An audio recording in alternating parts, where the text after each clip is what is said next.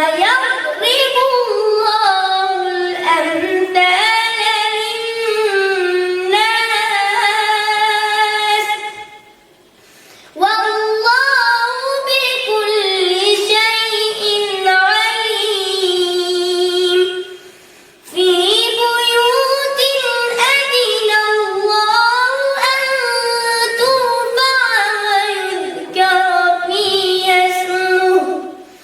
يسبح له فيها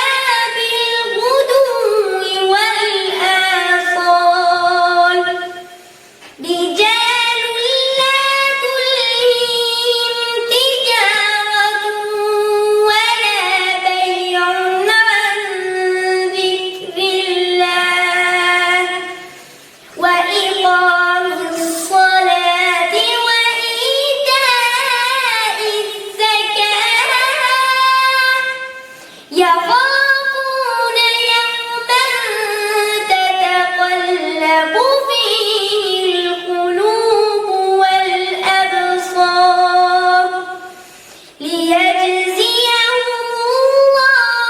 أحسن ما عملوا ويزيدهم من فضله والله